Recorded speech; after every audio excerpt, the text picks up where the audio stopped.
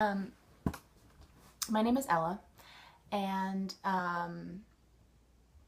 I I just recently um, discovered that I have a narcissistic mother and an enabling father, and I'm an only child. Um, and I literally just started therapy last week for what I couldn't put my finger on. That sounded like a weird sentence. Something I couldn't put my finger on. Um, in the city where I live, I have been an improviser for going on 6.5 years now. Improv has drastically changed my life, and I think it saved me from falling into the same patterns as my mother. Um, I also I play ukulele. I write. I sing. I do storytelling. I'm trying stand up, but I'm not. I don't think that that's in my blood. The storytelling is a little bit better, but I'm a performer. Um, and throughout discovering all of the different ways that I express myself creatively, I always hit a certain point and I stopped believing that I am capable of going beyond that. There's a lot of stuff in my past, and I guess we'll talk about it eventually, but this is kind of just an intro. So, um, but there's a, I don't remember what I was talking about. That happens a lot. I forget what I'm saying. Um, but I would get to a certain point and just stop doing what I'm doing because I didn't feel like I could be any better or be like own the professionalism or like become a professional. And I called it imposter syndrome, which is a real thing. But I never really understood why. And a couple years ago, I moved from my hometown to a bigger city and was finally kind of on my own in a way where my parents weren't at least a multiple times a week phone call away. I mean, it would be weeks or maybe even a month or two before I would talk to my mom. And I started to have that separation and started to really come into my own and not be around that unintentionally. And I started to kind of see that part of the problem was stemming from, and I thought it was because I'm an only child and my parents didn't seem like they wanted to have kids. And so, and I'll get into this in more depth in another video, but I got ignored a lot and I was left to my own devices, and there were moments of things that didn't seem like, you know, when you see families, especially in a creative community where there's support and parents are proud of their children and want to support them. I didn't have that. My mother has never seen a single one of my improv shows or any other shows I've ever done. She did come to a couple things a long time ago, but it was always on her terms, and her excuse is that she can't handle the city. I also need to mention that I am a single mom, and I had my son when I was 18. And my mother's reaction to that was basically like, my life is ruined now, and I don't want to be a grandma. It was very traumatizing. So back to the main problem, which was not feeling like I could be successful. I had had a lot of other circumstances happen in life, and I finally reached a point where like the waves had settled, and for a while I was anxious because there wasn't major stress going on and my body just didn't know how to handle it.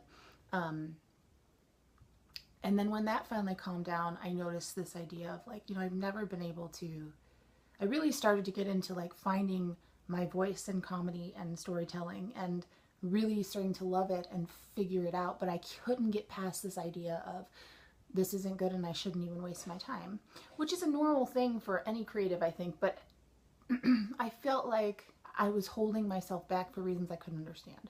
So I decided that it was time to go to therapy and just figure this out. Also, I've had a hard time in like romantic relationships. I keep dating unavailable men, and I dated a narcissist. And I think he was the first step in realizing, because I remember after getting out of the relationship thinking like, gosh, this sounds weird, but I feel like I dated my mother. And sure enough, I didn't even put the two together until about a week and a half ago. A friend of mine, I'd been talking about my mom because, and I guess this will be another video, she had done something recently that just put me, there was all of this anxiety came back again and this tension, and I think it's that moment of like, once they contact you, you just tense up and you're like, oh great, I don't know what to do right now. Because for me, in the past, it was second nature to just smooth it over and do what I needed to do to pacify the situation and avoid any conflict. But this time, I was just sick of it. I didn't want to just, make her happy. I ended up doing it, but in the process of doing that, I did stand my ground more than I normally do, and I didn't feel guilty. I just felt more annoyed, and I had been talking to my friend about it, and she sent me an article. That's my cat. She's 22. She's anyway. And it said, the article was about being the child of a narcissistic parent. And I read it and I was like, this is it. So I started to do more research, and then I started watching videos and learning more about this. And it was the first moment where everything that had happened to this point, from my childhood all the way till now, finally had a name and finally made sense. And I'm sure you guys love looking at my cats, but and finally made me feel strong. So seeing all of the videos that I've seen and the people who have also gone through this, I felt compelled to share my own experiences.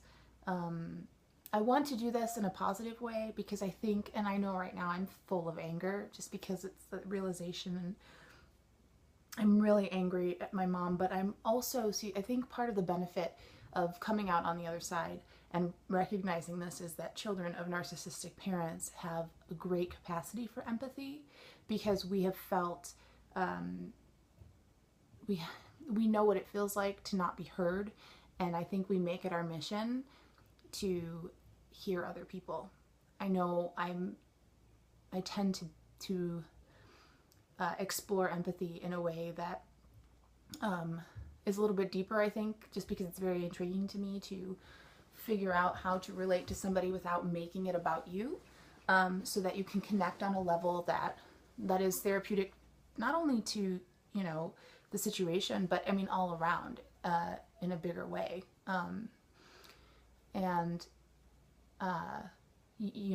It's a way of learning to incorporate your experience without overtaking a conversation, because the truth is, with empathy, you don't know how another person feels. You only know the feeling and how you experience that feeling. And so we're masters. Most of us, I think, are masters at being able to do that because we lived and grew up with somebody who lacked it. So I just want to make sure that my videos stay very positive, because this can be a very angry and sad thing, and I obviously don't think anybody who is still very angry and exhibits that in their videos is wrong. I think that's just another way to release, the damage that has been done. But I hope to be a positive light and resource, and you'll be following me through my therapy journey, so it'll uncover a lot more things. But I just wanted to, this is so long. I'll probably have to edit this. I guess whatever, it doesn't matter. I'm sorry this is so long, but I'd like to keep future videos under 10 minutes if possible. Yeah, I'm just hoping that this channel will become a safe place for you to feel like you're not alone, and that there are lots of us who have experienced this and didn't even know it. I'm 34, so, and I just realized this now. So thank you for watching, and please subscribe. I hope to update at least once a week. I have a day job and I have a son and I have a bunch of stuff going on in the evening, so I hope I have the time to commit to this. But if I can commit to therapy once a week, then I can commit to making a video once a week, no matter how long or short. So thank you so much for listening, and I will talk to you again soon. Bye.